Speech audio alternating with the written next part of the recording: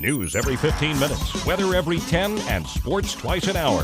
Newstalk, KGVO, AM 1290 and 101.5 FM. You're listening to Montana Morning with Peter Christian. An unidentified man has jumped to his death from a waterfall in Glacier National Park. Good morning, everyone. Montana Morning. It is Friday, May the 6th, 2016. We have an overcast sky and a very warm 56 degrees to start your day.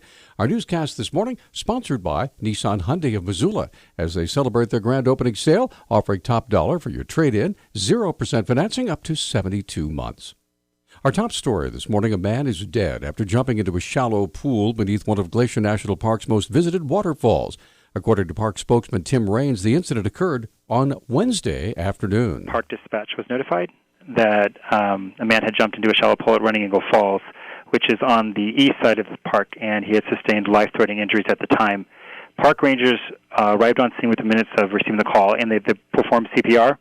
But as well as Glacier Emergency Services and the Glacier County Sheriff's Department also responded to the scene. The man was declared dead at 4:30 p.m., not long after first responders appeared. The death does not appear to be the result of foul play. Park officials are warning the public to be prepared when they come to Glacier. The one thing we did want to mention is that water is extremely dangerous this time of the year because we have warm temperatures coming this weekend. To be safe out there, wear appropriate footwear. Rocks can be slippery, and the water is cold and fast, even though it feels warm and hot outside. So take precaution.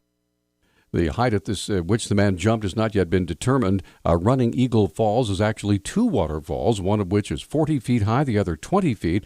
The area is surrounded by rocky outcrops. It could have been jumping ledges as well. Raines was not sure if the man died from a head-first dive, as the name of the deceased and full cause of death have not yet been released. A Great Falls man is in the Missoula County Jail after being accused of trying to run down a man from Townsend with his vehicle. Missoula Police Public Information Officer Travis Welsh has more. This morning, about 12:16 a.m., officers responded to the 100 block of Bank Street, where it was reported that a vehicle had struck a pedestrian. Upon investigation, they learned from witnesses that it appeared the male driving the vehicle intentionally drove at another male and struck him with a purpose. 23-year-old Nolan Malone is the driver of the vehicle. The victim was 40 years old. Mr. Malone has been arrested for aggravated DUI, negative vehicular assault with a weapon, leaving the scene of an injury accident, reckless driving, and no proof of insurance. The Townsend man was treated at the scene by EMS and later transported to hospital. Welsh couldn't comment on the severity of the victim's injuries, but said he was conscious and able to speak with officers at the hospital. Malone appeared at Justice Court yesterday and is being held on $50,000 bond. Montana and federal officials have made a deal that will allow the state's 5 firefighting helicopters to respond to some places on federal lands. State Department of Natural Resources and Conservation spokesman John Grassy said yesterday the agreement allows the helicopters to be used when lives are at risk or when the governor has declared a wildfire emergency. Grassy says additional details will be released at Governor Bullock's fire briefing today in Butte. The state's retrofitted Vietnam-era helicopters were barred last year from responding to fires in national forests and U.S. Bureau of Land Management land because federal standards require they use smaller buckets to scoop water. The issue became a source of tension between state and federal officials when a shortage of firefighting resources available to fight blazes across the West last year. Montana Fish, Wildlife, and Parks announced yesterday they've prepared draft plans for possible grizzly bear hunting seasons in the future. Communications Director Ron Oshheim explained what those plans look like as of now. There are 7 bear management units is what we're calling, and they're scattered around the Yellowstone ecosystem. And all the bear hunting, if there ever is bear hunting, or assuming there is, would be in that country north of Yellowstone National Park. So it would run pretty much central part of the state, basically. That's the best way to describe it. The Fish, Wildlife, and Parks Commission will discuss tentative plans and meetings coming up a week from yesterday. It'll be next Thursday. Oshheim says the plans are part of a list of requirements of regulatory agencies that have been asked to show how they'll respond if grizzly bears are taken off the endangered species list. The states of Montana, Idaho, and Wyoming are required to have what they call regulatory mechanisms in place, assuming the bear is delisted. One of those is how we would handle hunting seasons if, in fact, we did have hunting seasons.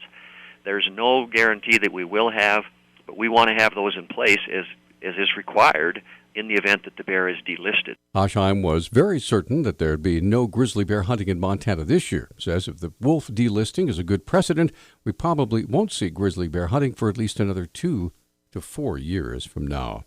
The city of Bozeman, a housing developer, and an engineering firm have reached a $7.5 million settlement agreement in a lawsuit filed by homeowners who said the city approved a subdivision near a former landfill that's leaking fumes and damaging their property values.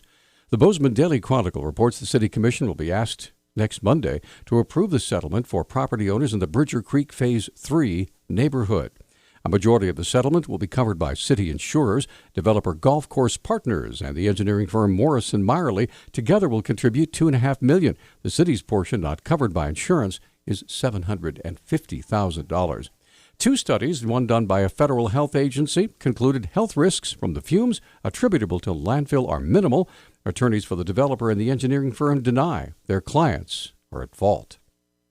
The Montana Supreme Court has upheld $426,000 in damages and attorney's fees awarded to a Montana couple in a lawsuit that alleged a loan servicing company violated federal and state laws in attempting to foreclose on their home. The amount includes damages and attorney's fees awarded because Bayview Loan Servicing, LLC, twice notified Robin and Kathleen Jacobson that it was adding its attorney's fees to the principal on their mortgage. Wednesday's ruling sends the case back to district court for determination of attorney's fees incurred by the Jacobsons in defending the judgment before the Supreme Court. The justices suggested the district court, quote, take the opportunity, end quote, to assess any additional late charges or interest that accumulated on the debt from the November 2013 trial until the court issues its final order. Well, an original copy of one of the most important works of literature in history by William Shakespeare will be in Montana starting Monday. People who want to see it will have to come to Missoula. U of M Associate Professor Julie Edwards explains. They're touring a copy of Shakespeare's first folio to all 50 states, D.C., and Puerto Rico in 2016, which marks the 400-year anniversary since Shakespeare's death.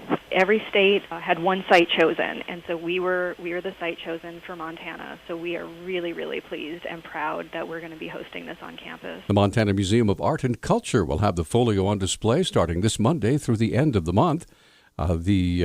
Edwards says there are only about 200 known copies left in the world, highlighted its importance. His fellow actors got together and put together copies of these plays, and that was the first folio. What makes it unique and really important in terms of literary and cultural history is that without it, there are 18 plays that we would not have known about, and those include classics, Macbeth, Julius Caesar, The Tempest. The first folio, officially entitled Mr. William Shakespeare's Comedies, Histories, and Tragedies, originally sold for £1 when it was first published in 1623. Our News Talk time, a little more than that now. News Talk time, 6:13. News Talk, KGVO. Missoula's official weather station. A chance of showers and even an isolated rumble of thunder will be possible early today. By the afternoon, we'll see a mix of sun and clouds with their highs in the upper 60s. It will be windy with wind gusts at 30 miles per hour. I'm meteorologist Brooke Foster for Missoula's KECI 13.